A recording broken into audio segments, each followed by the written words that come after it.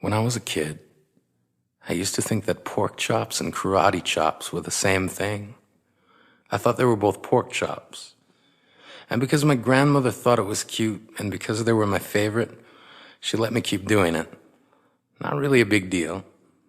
One day, before I realized fat kids are not designed to climb trees, I fell out of a tree and bruised the right side of my body.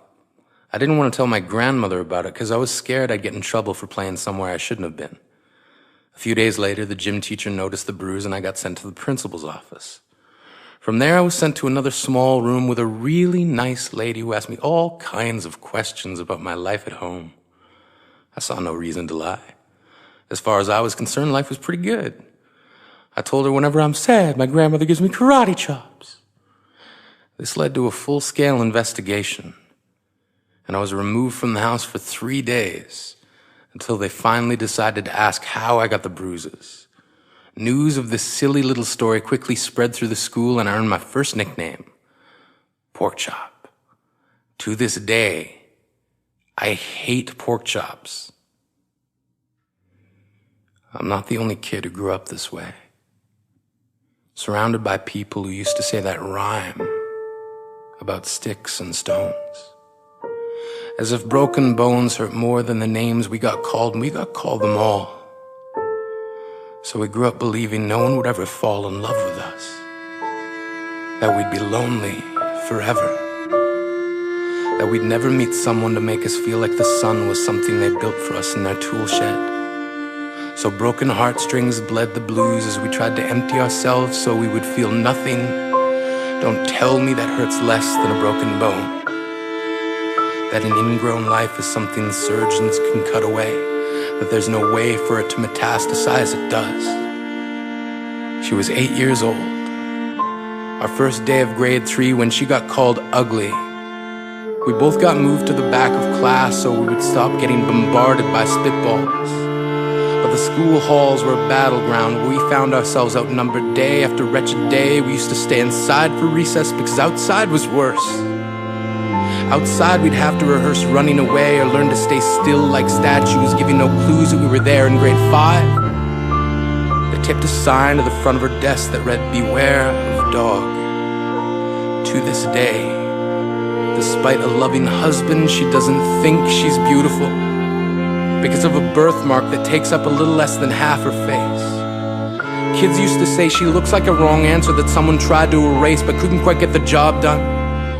And they'll never understand that she's raising 2 kids whose definition of beauty begins with the word mom, because they see her heart before they see her skin, because she's only ever always been amazing. He was a broken branch grafted onto a different family tree, adopted. Not because his parents opted for a different destiny. He was 3 when it became a mixed drink of 1 part left alone and 2 parts tragedy. Started therapy in 8th grade. Had a personality made up of tests and pills. Lived like the uphills were mountains and the downhills were cliffs. 4/5 suicidal, a tidal wave of antidepressants, and an adolescence being called pauper. 1 part because of the pills, 99 parts because of the cruelty. He tried to kill himself in grade 10 when a kid who could still go home to mom and dad had the audacity to tell him, "Get over it." As if depression is something that can be remedied by any of the contents found in a first aid kit. To this day, he is a stick of TNT lit from both ends. Could describe to in detail the way the sky bends in the moments before it's about to fall. And despite an army of friends who all call him an inspiration, he remains a conversation piece between people who can't understand. Sometimes being drug-free has less to do with addiction and more to do with sanity. We weren't the only kids who grew up this way. To this day, kids are still being called names. The classics were "Hey stupid," "Hey spaz." Seems like every school has an arsenal of names getting updated every year. And if a kid breaks in a school and no one around chooses to hear, do they make a sound? Or they're just background noise from a soundtrack stuck on repeat when people say things like kids can be cruel? Every school was a big top circus tent, and the pecking order went from acrobats to lion tamers, from clowns to carnies. All of these miles ahead of who we were freaks. lobster-clawed boys and bearded ladies, oddities juggling depression and loneliness, playing solitaire, spinning the bottle, trying to kiss the wounded parts of ourselves and heal. But at night, while the others slept, we kept walking the tightrope. It was practice, and yes, some of us fell. But I want to tell them that all of this is just debris left over when we finally decide to smash all the things we thought we used to be. And if you can't see anything beautiful about yourself, get a better mirror. Look a little closer. Stare a little longer. Because there's something inside you that made you keep trying despite everyone who told you to quit.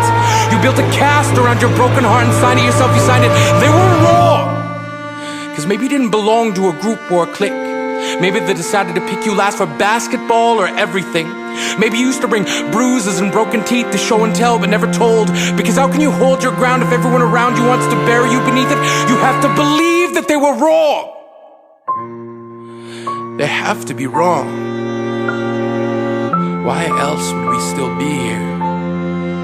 We grew up learning to cheer on the underdog because we see ourselves in them. We stem from a root planted in the belief that we are not what we were called. We are not abandoned cars stalled out and sitting empty on some highway. And if in some way we are, don't worry. We only got out to walk and get gas.